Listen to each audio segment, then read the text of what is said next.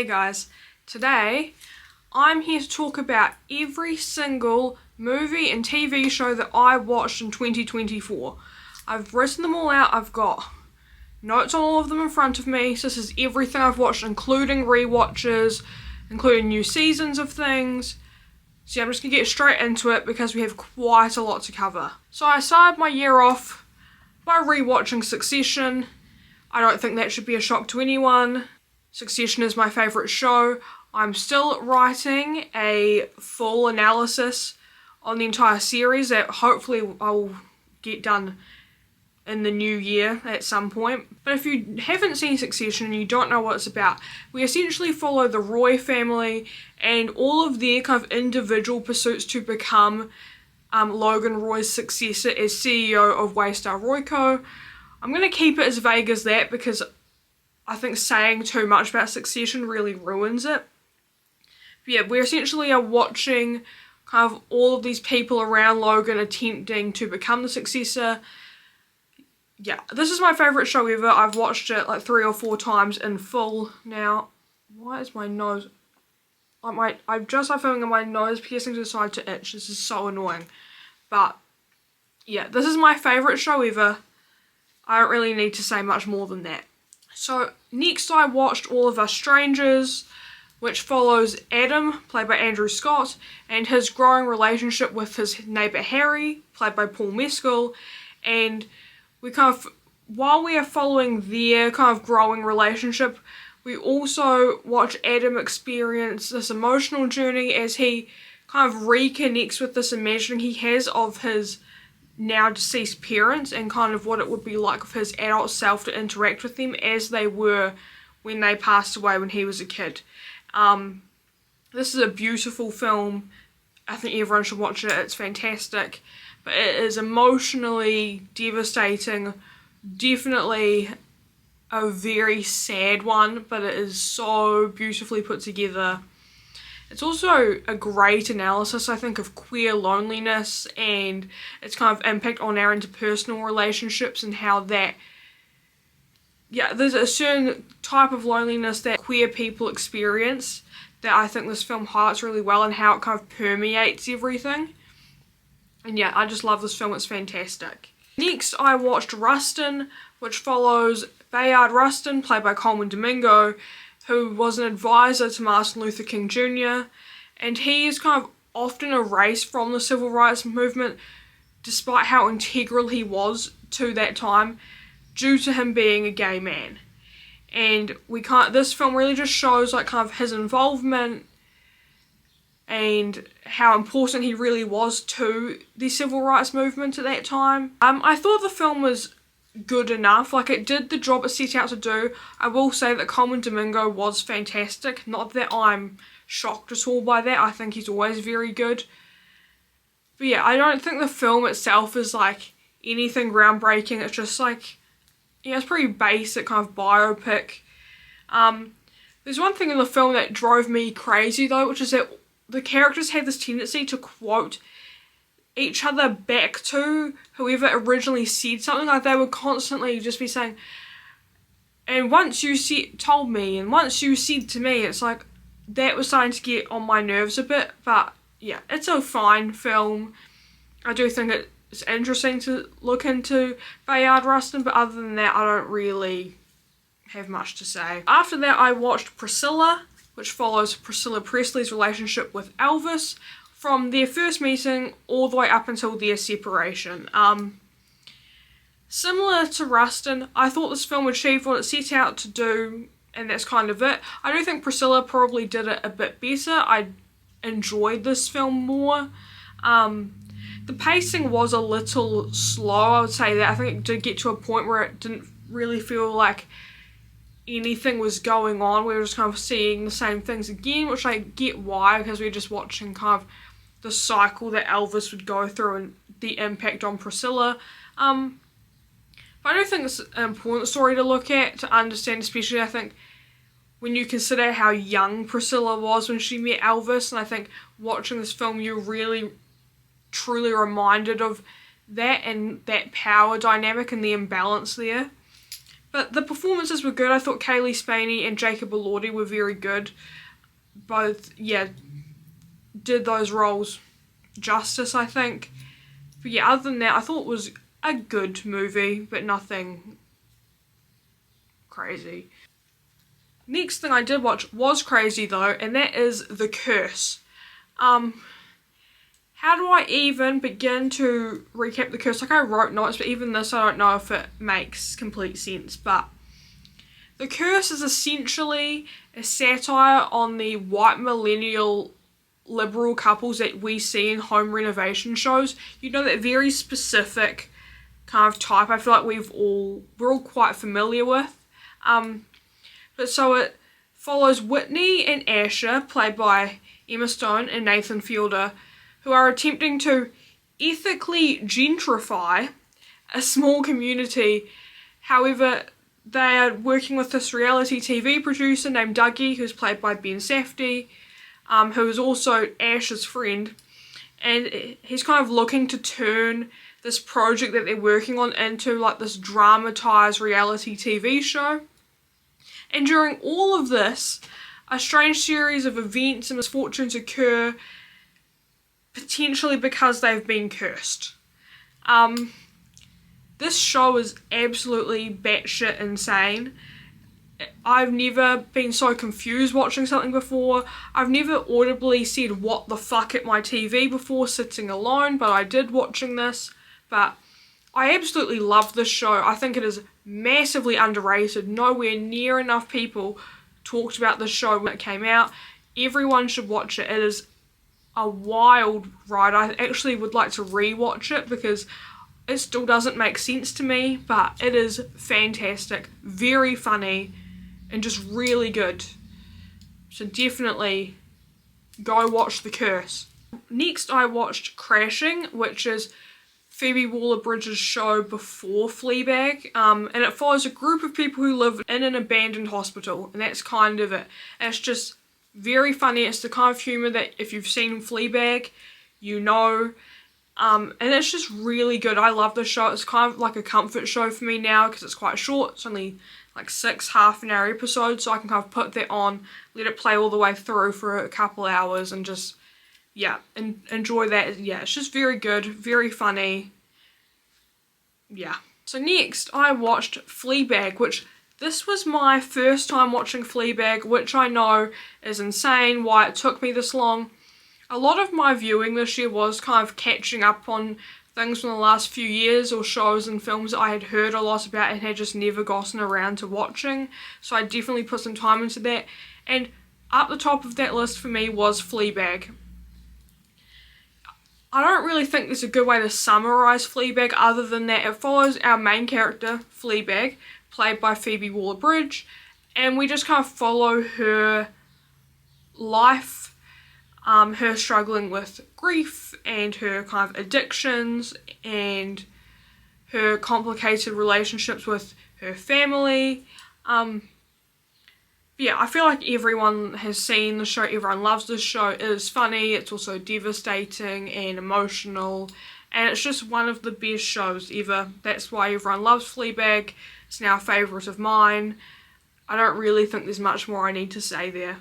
So next up I rewatched Saltburn, and that's because I rewatched it with my parents. I had already watched it right at the end of last year when everyone else was watching Saltburn. So Saltburn follows Oliver, played by Barry Keoghan, who is invited by his classmate Felix, played by Jacob Elordi, to his family's estate Saltburn for the summer. I like this film. I think there are some fundamental problems as I've sat with it for longer. However, I do think the cinematography is gorgeous. I think it's a very aesthetically pleasing film to watch. I think that's why so many people are drawn to it, especially a younger audience, but it's fine. There are issues with the story. I also think it's not as shocking as a lot of people claim. Like, it's not as crazy as people were reacting to it. Like, I have fun watching Saltburn. I like the film, but it's not something that I'm like obsessed with or think is like overwhelmingly fantastic. So next I watched One Day, which follows Emma, played by Amber Kermode, and Dexter, played by Leo Woodall, and their friendship over the years, as shown by highlighting where they're at on the same day every year. I really enjoyed this show. I binged it in less than a week. I thought it was very good. I thought Amber Kermode and Leo Woodall's performances were really good, and I thought they worked really well together. The ending is obviously devastating if you've seen it. And I had like a good time with it. I think it's a good show. Again, nothing like super incredible, just a good watch that I would recommend. Following on from watching One Day, I finally got around to watching Normal People. I was still kind of in the mood for something similar, and I had been meaning to watch Normal People for a long time, so I finally watched it, and I loved it. I finally also bought the book because I finally have started reading Sally Rooney's books. After watching Normal People, I still haven't read it. I've only read Intermezzo, but I do own both. I own Intermezzo, Normal People, and Beautiful World, Where Are You? And I will get around to reading those eventually, but if you don't know, Normal People follows the relationship between Marianne, played by Daisy Edgar Jones, and Connell, played by Paul Mescal, over the course of a few years, kind of highlighting how their social differences impact their relationship, especially in the early stages. Again, I love the show. I think it's very good. Definitely understand the hype around it now after watching it. Yeah. Tackles some really interesting things about kind of social status and the kind of long-term impact of those social differences. Next I watched Dune, which follows Paul Atreides, played by Timothée Chalamet, who, as he arrives on the planet Arrakis after his father accepts stewardship over it. However, there is also an ongoing conflict to control the spice melange, which is an incredibly important resource which is prominently found on Arrakis. This was a very good movie. It definitely acts as more of a setup for part 2, but even considering that, it's still very good as a standalone. It's gorgeous. I will talk more probably about my feelings when we get to talking about part 2. But for now, yeah, Dune is very good. That's it. Next I watched Drive to Survive, which is the reality show of the behind the scenes of the previous Formula 1 season. This is just a fun watch for me. I'm a massive F1 fan. Drive to Survive is how I got into watching F1, despite there being issues and things that aren't all that accurate. But it's just a fun one. It's just like a very enjoyable watch for me. Yeah, that's it. I then re-watched Fellow Travellers, which follows the relationship between political staffers Hawkins Fuller, played by Matt Bomer, and Tim Laughlin, played by Jonathan Bailey, over 4 decades, starting during the Lavender Scare of the 1950s, continuing throughout the Vietnam War protests of the 1960s, the liberation of the 1970s, and the AIDS crisis of the 1980s. I absolutely love this show. It means the world to me. There is already a video on my channel with my full thoughts, which is like an hour long. I believe Fellow Travellers is vital viewing for everyone. I mean, obviously it's on the wall behind me. I have it tattooed on me. I love this show so much. I think it is so important. And yeah, everyone should watch Fellow Travellers. It really is so good. So now we're at Dune Part 2, where Paul Atreides joins the Fremen, who are the native people of Arrakis, to seek revenge against those who destroyed his family, all while he is battling these visions of potential futures and attempting to prevent a great war that he can see. I absolutely loved this. I was like leaned forward in my chair in the cinema. It's visually stunning. Denis Villeneuve's direction is fantastic. The cinematography is gorgeous. The performances are great across the board. It's definitely better than the first film. It's just unreal. I need to give this a rewatch. I now have the DVD, so I desperately need to, but it's just so good. The Harkonnen arena scene, like, is just in my brain all the time. yeah, this film is unbelievable. Absolutely worth your time watching. So next up is The Zone of Interest, which follows Rudolf Hoss and his family as they seek to build a life for themselves next to the concentration camp he helped build, which was Auschwitz. This is a very disturbing, chilling film. It is an incredible piece of work, but it is, very unsettling, and I felt physically ill by the time I left the cinema. But absolutely everyone should watch The Zone of Interest. It is fantastic. The way in which they highlight the banality of evil and this idea of this kind of willful ignorance and this just turning in the opposite direction of these horrors, allowing it, encouraging it, supporting it. It is fucking horrific. But this film shows it in a way that I don't fully have words for even now. It's been months since I saw this. The sound design in this film is incredible. I have to say that. They absolutely deserve the Oscar they got for sound on this, because it is overwhelming to kind of sit in that sound for so long.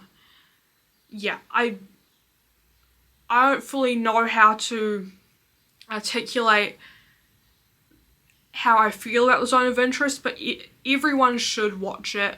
You should be forced to sit in this and really kind of reckon with the ideas that this film presents. Now, completely different vibe from that one is The Gentleman, which is the new Guy Ritchie series. Follows the aristocratic Halstead family after Eddie, played by Theo James, inherits the family estate and discovers that underneath the property is an enormous weed empire.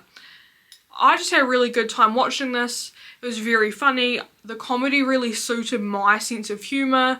It's just, a really good time. Not too serious, but still very engaging, and just a really fun show.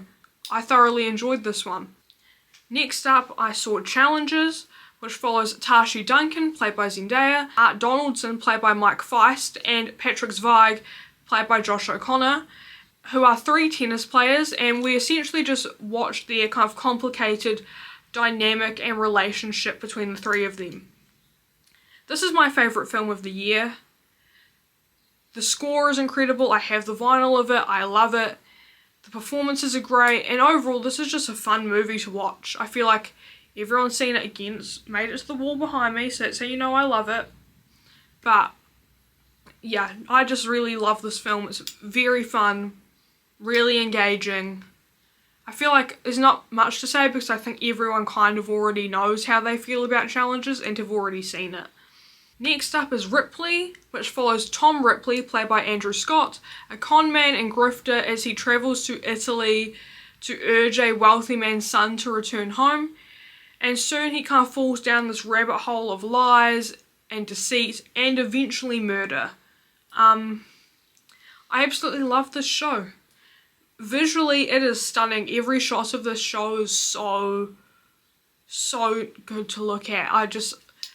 I started rewatching it last night actually because I was in the mood for it, and I've been meaning to give it a rewatch for a while, and I forgot just how stunning every single frame is. It's so well directed, so well shot. I also thought Andrew Scott is phenomenal as Tom Ripley. He is so dead behind the eyes, just very uncomfortable and awkward, and you kind of cringe at him, but then he's also just slimy and gross. He's so good at this, and it's a great show. Definitely another one that I recommend. So next I watched The Favourite, which follows Queen Anne, played by Olivia Colman, as she falls ill, and her complicated relationships with her close aide Sarah Churchill, played by Rachel Weisz, and Sarah's cousin Abigail, played by Emma Stone. I don't have a lot to say about this one. I enjoyed it. I don't know if I was in the right headspace to watch it when I did, but I did think it's, very well directed. Obviously, Yorgos Lanthimos is known for his very great direction. The performances were very good, but yeah, overall I don't have like a lot to say. So next up, I finally got around to watching The Rehearsal. After watching The Curse, I was like, I'm finally going to watch more of Nathan Fielder's work, because I'd been meaning to. I'd heard lots of great things about The Rehearsal, but I had just never gotten around to it until now. But essentially, this show follows a character played by Nathan Fielder who helps people rehearse upcoming life events through the use of actors and sets. Now that seems like a very vague summary, and it's for two reasons. One, because I think the less you know the better going into this, and secondly, because I don't think I would know how to summarise the actual events of this show. It is wild, I loved it, it's insane and confusing, but it is incredible. It is like nothing else I've ever seen. I don't even understand how like your brain could work to write this and to put this together. It's just fantastic. Definitely, if you haven't, like, take the time to watch The Rehearsal. So next I re-watched both seasons of The White Lotus, which follows groups of wealthy vacationers across a week-long stay in a resort, provided with the knowledge that one of them dies at the end of the week. So obviously season 1 we're in Hawaii, season 2 is in Italy, and this is one of my favourite shows. I feel like everyone's seen The White Lotus. We all know it's fantastic. Mike White's writing and social commentary I think is so good, so rich and interesting. His kind of, the way he discusses wealth and its kind of impact on a person, how I think the longer you have that kind of wealth, the way it kind of alters your perception and the power dynamics of it. I think the show is fantastic. I'm very excited for season 3. I can't wait. And as always, the performances are amazing as well. The casts are always stacked for each season. And yeah, I just love The White Lotus. It's very good. If you haven't seen The White Lotus yet, which I don't know how you couldn't have, absolutely you need to see it. So next I watched Turtles All the Way Down, which follows Asa Holmes, a teenage girl who has OCD, and she tries to cope with just like the normal parts of being a teenager, and also as she reconnects with her childhood friend Davis. I thought this was a good adaptation of the book. I think it serves its purpose but doesn't do anything groundbreaking. I am happy that this book, which has a really special place in my heart, was adapted in a way that didn't feel cringy. I was very concerned when I heard they were adapting this specific John Green book, because I think Turtles All the Way Down feels a very specific way when you're reading it, and I was very concerned that that wouldn't translate. I think they did probably the best job they could with that. It's not like the best, but it's not a bad movie, and I think it does the job well enough. Following on from that, I was then in the mood for more John Green adaptations, and I realised that I had never actually watched the show Looking for Alaska, obviously based upon the book. So this follows Miles Holter, who starts attending a boarding school, and this is where he meets and falls for Alaska Young. And as he gets to know Alaska, it becomes very clear that she is struggling. I really enjoyed this, probably more than I thought I would. This is actually a great adaptation of the book. I really do think it does Looking for Alaska justice, which again, I'm very protective over John Green books in general because of when I read them, and for a long time I had said he was my favourite author, like all throughout like intermediate and high school. Like he was my favourite writer by far, and so I'm very glad to see that the story of Looking for Alaska was done this way. I really do think it's a great adaptation of the book, and it's a really good show and actually well worth watching, especially if you have read it. Next I watched season 3 of The Bear. So the season, we're following our, the family, the employees of The Bear, as they attempt to operate and become successful as a fine dining restaurant. because that's, you know, what Kami wants. I enjoyed this season, not as much as the previous, but I still thought it was really good, and I do think actually the more time I've had to sit with it, the more positively I feel about this season of The Bear. But if you want my full thoughts, I've made an entire video about season 3 of The Bear, so I will link that. Same with any other videos of mine that I reference here, I will link them down below. But then I watched the National Theatre Live of Vanya, where Andrew Scott performs as all of the characters in Chekhov's Uncle Vanya. And this is a story where essentially we're just exploring kind of the complexities of human emotions throughout this variety of characters. So the National Theatre Live performances are like filmed theatre performances, obviously, and I thought this was shot in a way that really does make you feel like you're in the theatre. It was fantastic. I managed to catch a screening of this and it was incredible. Andrew Scott in this gives an absolutely phenomenal performance. He is so good across every character, an unbelievable show from him, and yeah, overall this is fantastic. I definitely recommend watching more of the National Theatre Lives in general, and especially if you can find a way to watch Vanya, you should. Then I rewatched Barbie, which was to make a video on it.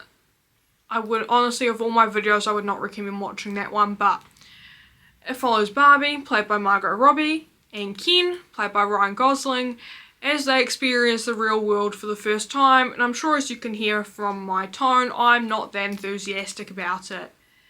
I thought it was fine. I know that like I'm probably not the target audience for Barbie. It just wasn't for me personally, and that's fine. It's an objectively well made film. I don't dislike it, it's just not my favourite. Then I rewatched Oppenheimer to make my Oppenheimer video, which follows the life of physicist J. Robert Oppenheimer, played by Cillian Murphy, who is best known for his involvement in the Manhattan Project and development of the atomic bomb, with the kind of Trinity test acting as the centre point of this story. I absolutely love this film. If you've seen that video, you will know this. I'm still in awe of it a year later.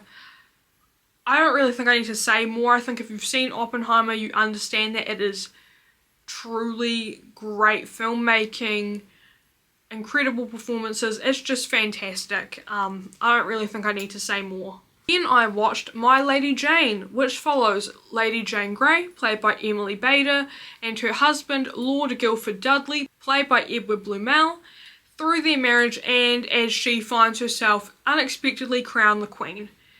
I thoroughly enjoyed this show. I'm actually very sad it didn't get renewed for a second season. It is very funny. It doesn't take itself too seriously. It kind of understands the absurdity of itself. And it's just a really great show, a really fun watch. And I definitely would recommend it if you want something like that's just chill and fun to put on. Then I watched Megalopolis. Again, I have a video on this one where I spent 40 minutes trying to make sense of it, and I still don't know if I have. The basic plot is that we are following the conflict between Caesar Catalina, played by Adam Driver, and Mayor Franklin Cicero, played by Giancarlo Esposito, as they both seek a different future for the city of New Rome. Caesar is kind of seeking this utopia using the material he has invented, constructed, whatever, named Megalon, while Franklin Cicero is quite happy to kind of stick to the status quo, the current kind of version of society that they live in. My feelings on Megalopolis have not improved over time. If anything, they have gotten worse. I would go as far as to say that Megalopolis is an objectively bad film. The plot is convoluted, the pace is strange, and the VFX are bad. So, you know, when I say all of that, you probably think, Janae, you hate this, you probably wish you hadn't seen it. No, I'm still somehow thrilled that it exists and think everyone should watch it at least once just to experience the insanity. Because while I do think Megalopolis isn't good, I almost kind of love the fact that it isn't good because it's insane and bad in a way that is funny. And I do think there are parts that are genuinely good somewhere. They just got lost in the chaos of the film. Then I watched Playtime, which is the 1967 film in which Monsieur, however the fuck you say this name, Hulot, I'm going to assume since it's French, has to contact an American official in Paris. However, he gets lost and ends up causing chaos with a bunch of American tourists. This is a great film. It's incredibly funny. It looks fantastic. The shots are so good. The way the shots in this film are framed, I could stare at all day. I loved just looking at it. And yeah, I really enjoyed this film. It was kind of part of my endeavour to watch more old films. However, I only ended up watching this. I kind of failed in that pursuit because I didn't end up watching that much in the second half of the year. Unlike the first, where I feel like I watched quite a lot. Next up, I watched Severance, which follows Mark, played by Adam Scott, as he leads a team of office workers whose memories have been surgically divided between their work and personal lives in a procedure known as severance. However, when a work colleague shows up in Mark's personal life, he begins a journey to discover the truth about their jobs. I love this show. It is easily one of the best things on TV right now. Season 2 starts in January. I'm very excited. And you should watch Severance. I again have made a full video talking about the moral and ethical dilemma of the severance procedure. But yeah, this show is fantastic. It is so much to wrap your head around, but it is so good. That's all I have to say. It is so good. It looks fantastic. The writing is fantastic. I love Severance. Then I watched Will and Harper, which follows Will Ferrell and his friend Harper Steele as they embark on a road trip across the US, following Harper recently coming out as a trans woman. And this film really just shows like their friendship and also Will's work to be a good ally. This is a very good film. It's very heartwarming. It really is just like an important illustration of true allyship, I think, of like real, on Will Ferrell's part, just like real genuine interest in trying to understand Harper's experience and feelings and how to be like a real ally, and I think more importantly a real friend to someone who's just kind of gone through a real major life change, obviously. Then I watched The Apprentice, which follows a young Donald Trump, played by Sebastian Stan, as he attempts to gain wealth and power in New York during the 1970s, and his growing relationship with Roy Cohn, played by Jeremy Strong, who is a lawyer who is known for his cutthroat tactics. Now this film does what it sets out to do very well. I think Sebastian Stan and Jeremy Strong give two of the best performances of the year, and I think Ali Abbasi's directing is also fantastic here and really helps to ground the film. Again, I have a video on The Apprentice as well, and this is just a good film. I think, I've mentioned issues towards the back half, but ultimately I do think The Apprentice is very good and I would highly recommend it. Then I went and saw Wicked, obviously, which is the prequel to The Wizard of Oz, where Elphaba, played by Cynthia Erivo, forges an unlikely friendship with Glinda, played by Ariana Grande, and how they kind of eventually reach this crossroad where their lives will have to diverge. I had a really good time watching Wicked. Honestly, more than I thought I would. I'm not really like a musical fan, but I had a really good time with Wicked and I actually would like to see it again. The direction could be better. I'm a little here or there on it, same with the colour grading, but the sets and the costuming and the choreography are fantastic and the performances all around are great. But for me, Ariana Grande is a real standout. She is so funny in this and her voice sounds incredible. And Jonathan Bailey is fantastic as Fiyero. I think a real depth to Fiyero that's been kind of missing in previous iterations here. Next I watched season 2 of Shrinking, which follows Jimmy, played by Jason Segel, who is a grieving therapist whose wife was killed in a car accident, as he kind of starts to approach his therapy differently by telling clients exactly what he thinks, which is a terrible idea, by the way. And it also shows how he's trying to rebuild his relationship with his daughter, as while he was grieving, his behaviour was certainly questionable. I really like Shrinking. I watched season 1 last year when it first came out and I really liked it, so I was really looking forward to the second season. And this is just like a really nice show. It's just very heartwarming, very funny, and just, yeah, in general, a really nice thing to just kind of put on and, yeah, enjoy. Finally, the last thing I watched, which I watched yesterday actually while filming, which is, I'm filming this on the 30th of December, so the last thing I watched was Small Things Like These, which is based on the book by Claire Keegan, and it follows Bill Furlong, played by Cillian Murphy, a coal merchant who uncovers disturbing secrets in a small Irish town that is controlled by the Roman Catholic Church. And essentially, this film and story seeks to inform the audience of the horrors of the Magdalene laundries in Ireland that kind of took place from the 20s all the way through to like the 90s. This film was fantastic. It's a really kind of small, insular film. It's very kind of, you feel very isolated. It's very melancholic and slow feeling, but in like a way that feels very deliberate, and you're never bored by it. You're just kind of sitting in these feelings and this kind of unease the whole time. And Cillian Murphy is phenomenal here. He puts together this really like quiet, deeply emotional performance. Like, it's actually very rare for him to really speak the way, like, obviously in Oppenheimer I think he did this too, but I think here he does this in a different way, which is like he looks into the camera in this way that feels like nothing needs to be said, because you're just watching him go through it. It's all in his head and kind of grasp these complicated feelings he's experiencing about these horrors. I absolutely recommend this film. I didn't know much about the Magdalene laundries. I would like to know more because I think it's very interesting, but this film is phenomenal. Definitely worth your time, and you should go watch it if you can. And that is everything I have watched in 2024 done.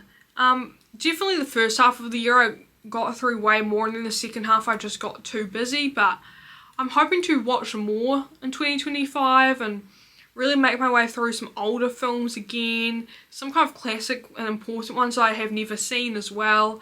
But yeah, overall a really great year. I feel like I enjoyed most of what I watched this year, and yes, had a really good time with it. But anyway, I hope you enjoyed this recap. If you did, please like the video, and if you would like to see more from me, please hit the subscribe button. And if you would like to see even more from me, then you can follow me on Instagram and TikTok, where you can also see my makeup and special effects work and keep up with me more generally as well. And yeah, that's all. I hope you enjoyed the video, and I'll see you in the next one. Bye.